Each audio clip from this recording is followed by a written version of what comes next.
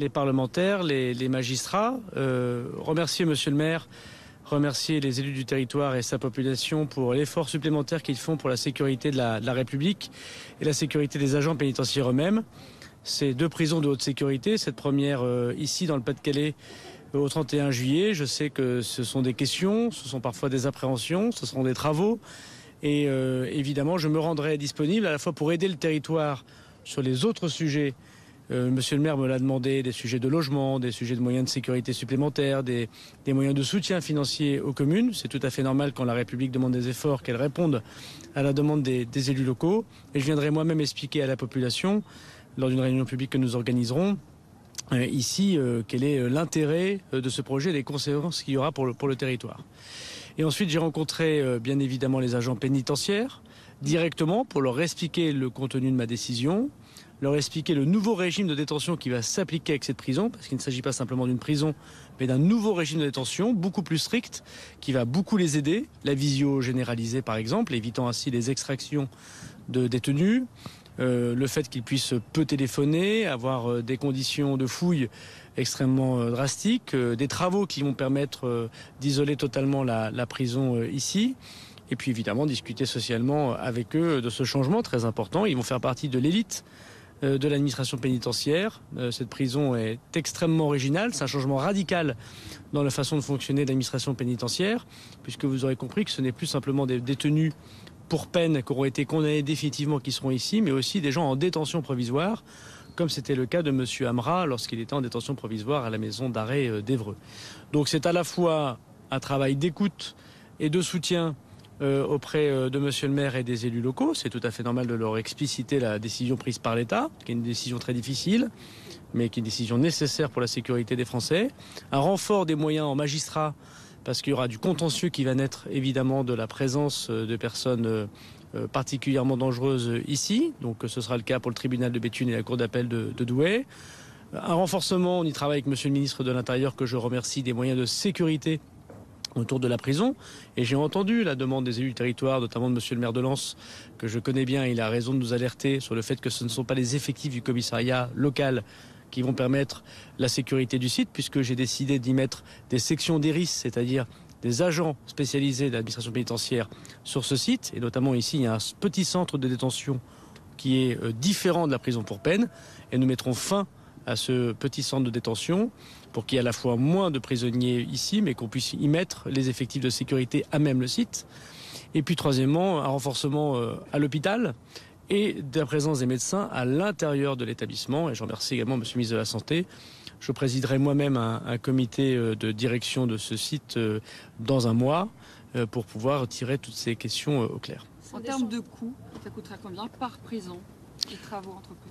Aujourd'hui, l'évaluation, c'est entre 4 et 5 millions d'euros pour la prison de Vendin et sans doute le même montant pour la prison de Condé, donc à peu près 10 millions d'euros des travaux que nous effectuerons dans les 3 mois qui viennent, puisque vous aurez compris que le calendrier, c'est que le Parlement va voter, je l'espère, d'ici 10 jours, le texte de loi que je lui ai proposé. Il l'a déjà fait avant-hier en commission des lois, c'est une très bonne chose. La loi sera promulguée vraisemblablement au mois d'avril. À partir du mois d'avril, on commencera à sortir les détenus qui ne sont pas concernés, c'est-à-dire 70% sans doute des détenus de la prison actuelle, pour les mettre dans d'autres prisons en France. Nous ferons les travaux pendant ces périodes-là, où la prison aura que 10 ou 15% de détenus. On fera les formations des agents personnels à ce moment-là. Donc cette prison, elle va être extrêmement sécurisée dans ses communications. On peut mettre les visios, évidemment sur l'ensemble des cellules, pour empêcher toute forme de communication, quelle qu'elle soit. Et puis à partir du mois de juin, et pendant 2 mois jusqu'au mois de juillet, l'arrivée des nouveaux détenus dans cette prison pour qu'au 31 juillet, on soit à la fois dans le nouveau régime de détention, avec une prison dont les agents ont été renforcés, une vingtaine d'agents supplémentaires ici, où on est évidemment beaucoup plus de moyens techniques également pour empêcher toute communication à l'extérieur. Est-ce que vous pouvez détailler justement les travaux qui seront faits sur cette prison, dans cette prison? Qu'est-ce qui va changer? Alors en général, les secrets de fabrication ne sont pas divulgués, notamment quand il s'agit de sécurité, mais on voit bien qu'il faut notamment mettre des caillebotis sur les fenêtres, c'est-à-dire des petits carreaux qui empêchent de faire rentrer des choses par l'extérieur, un système de lutte anti-drone extrêmement performant, comme l'utilisent nos amis militaires, des moyens de renforcement technologique pour que, même si on peut assez peu communiquer à l'intérieur de cette prison, qu'on ne puisse plus du tout, y compris avec des routeurs, communiquer dans cette prison. Et puis on va mettre des salles de visioconférence, parce que le principe c'est que vous avez compris que les détenus ne sortiront pas de la prison et seront en visioconférence. Il faut donc aussi sécuriser l'intégralité des communications pour qu'on n'ait pas d'attaque cyber, puisque les surfaces criminelles que nous combattons sont extrêmement importantes. Et puis de manière générale, la sécurisation du parking, beaucoup plus de caméras de vidéoprotection tout autour du site, y compris jusqu'à l'accès autoroutier, et d'autres sujets sur lesquels je ne veux pas m'étendre ici, mais qui seront particulièrement performants. Sur la sécurité des agents notamment sur les agents pénitentiaires, évidemment, leur sécurité sera garantie de 3 manières. D'abord, un renforcement, vous l'avez compris, d'une vingtaine d'effectifs supplémentaires, alors qu'on aura grosso modo le même nombre de détenus qu'aujourd'hui. Vous aurez, avec ces renforcements, donc des sections d'ERIS qui seront à demeure. Deuxièmement, des renforcements de moyens techniques et technologiques. Et le fait qu'il soit toujours 2 ou 3 pour chaque détenu, évidemment, changera complètement la donne sur la menace ou la corruption potentielle. Et puis, c'est un point important, à l'Assemblée, on va anonymiser ces agents pénitentiaires pour que jamais leur nom, leur prénom n'apparaissent, ce qui est le cas aujourd'hui dans les procédures, et donc les pressions qui peuvent s'appliquer sur leur famille.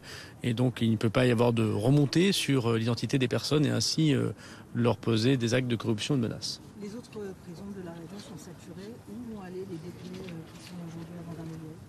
Alors ce qui est saturé, ce sont les maisons d'arrêt, où il y a des gens en détention provisoire. Ce n'est pas tout à fait le cas pour les prisons pour peine, où les gens sont condamnés définitivement. Et pour les personnes qui sont condamnées définitivement, il appartient au ministre de la Justice, en l'occurrence à l'administration pénitentiaire, de pouvoir déplacer les personnes sans demander l'avis des magistrats. Donc c'est un public qui est entre guillemets plus facile, même s'il faut tenir compte évidemment de la vie privée familiale pour que les détenus puissent avoir des visites. On le prendra évidemment en compte. Sur d'autres sites, il y a des prisons que j'ai visitées qui auraient pu obtenir, si j'ose dire, les travaux que j'évoque aujourd'hui et qui ne le sont pas. Je pense à la prison de Saint-Maur, je pense à la prison d'Arles, il y en a d'autres. Et par ailleurs, nous avons un très gros travail à faire sur les maisons d'arrêt. Donc d'abord, ces prisons de haute sécurité y répondent un peu, puisque nous sortirons des personnes dangereuses de maisons d'arrêt pour les mettre dans ce type de prison, puisque les gens en détention provisoire dangereux seront éligibles à ces types de prisons. Donc on va baisser un peu la pression dans ces maisons d'arrêt. Le deuxième sujet, c'est qu'en maison d'arrêt, il y a aussi un sujet d'autorité et de respect de l'autorité quand on trouve des téléphones portables, quand on menace des magistrats ou des agents pénitentiaires. Et aujourd'hui, il y a peu de réponses possibles, si ce n'est une enquête ouverte ou si ce n'est un quartier disciplinaire pendant quelques jours. La réponse que nous aurons désormais, c'est que si quelqu'un a des téléphones portables, qu'il organise son trafic, qui menace les agents pénitentiaires, il viendra dans ce régime de détention. Donc ce sera extrêmement, me semble-t-il, dissuasif du comportement. Puis troisièmement, nous devons faire le travail, ce que j'ai demandé également à l'administration pénitentiaire, sur le bas du spectre, après avoir ici travaillé sur le haut du spectre.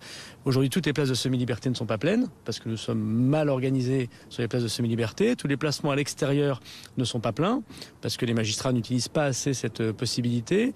Et nous devons sans doute imaginer, je l'ai dit, et je vais au Royaume-Uni la semaine prochaine pour cela, et aujourd'hui il y a une mission en ce moment même qui est en Allemagne pour cela, créer des lieux de détention beaucoup plus humains, beaucoup plus petits, qui permet d'effectuer sa peine, mais dans des conditions qui ne méritent pas des miradors, qui ne méritent pas des barbelés, qui ne méritent pas un personnel pénitentiaire nombreux, parce qu'on est auteur de délits moins graves, mais qui méritent quand même une privation de liberté.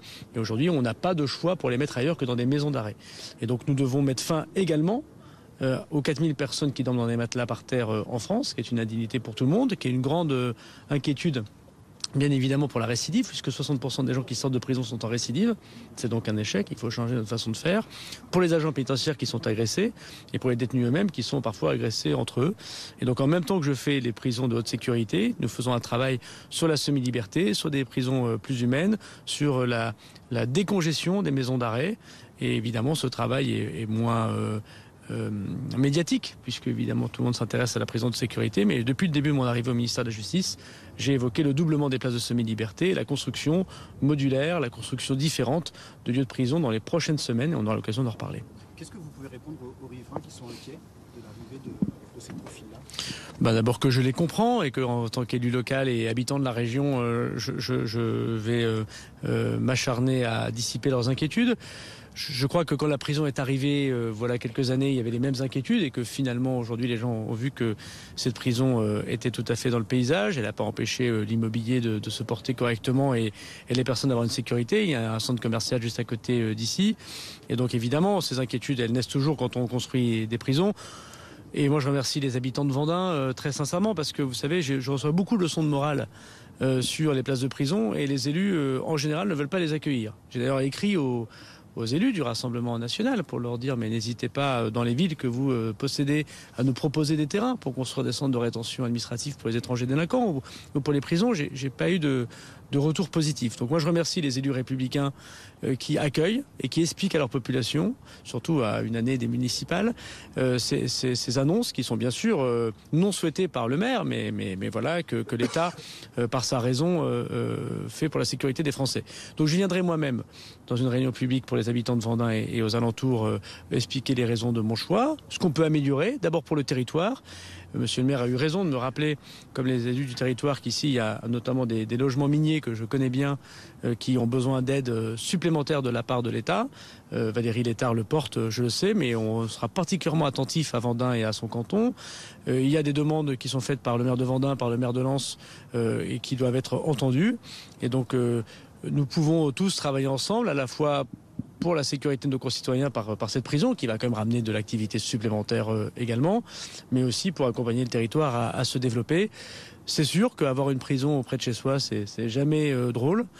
Pour les prisonniers, c'est pas drôle non plus, même s'ils ont commis des actes extrêmement graves pour être dans ce genre de prison. Mais c'est important pour la République. On le doit aux agents pénitentiaires Morin-Carville. On le doit à tous ceux qui subissent ce trafic de drogue.